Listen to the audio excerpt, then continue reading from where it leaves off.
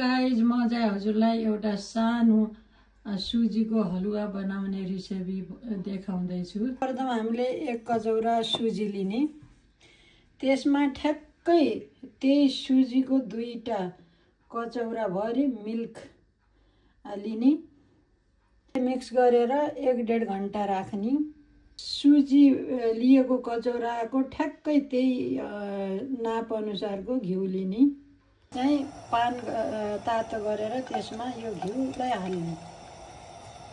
सबै घिउलाई हालेर अलिकति मेल्ट हुन दिने है त।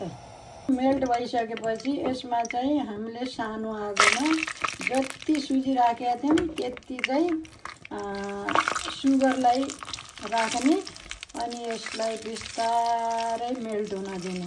मैले चाहिँ ब्राउन सुगर लगेछु किनकि ब्राउन सुगर चाहिँ हेल्थको लागि राम्रो भनेर प्राय हामी यो नै युज गर्छौँ। अनि यसलाई चाहिँ डल्ला नपरोस् भनेर बिस्तारै हामीहरूले यसलाई चाहिँ के अरे घुमाउँदै गर्ने। अब मेल्ट भइसकेपछि जो हामीले त्यो सुजी र दुध भिजाएको थियो नि त्यो चाहिँ अब यसमा मिक्स गर्ने। यसलाई चाहिँ बिस्तारै सानो आगोमा घुमाउँदै मिक्स गर्दै लिने। यस्तो मिक्स गर्दै एकछिनपछि यसलाई चाहिँ सानो आगोमा बिस्तारै मिक्स गर्ने है त। ठुलो आगोमा पकायो भने एकैछिन त्यो सुजी चाहिँ जल्ने डर हुन्छ।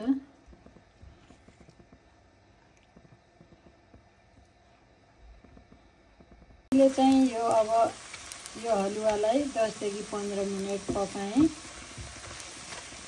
खास यो स्पेसली म चाहिँ ट्युजडे मेरो व्रत हुन्छ, त्यो दिनमा चाहिँ म हलुवा बनाउँछु।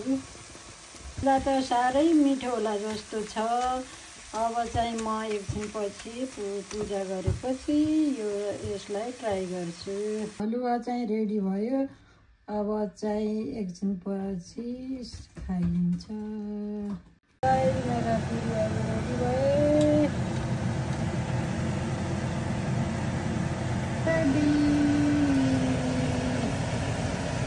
आज व्रतको खाना रेडी भयो।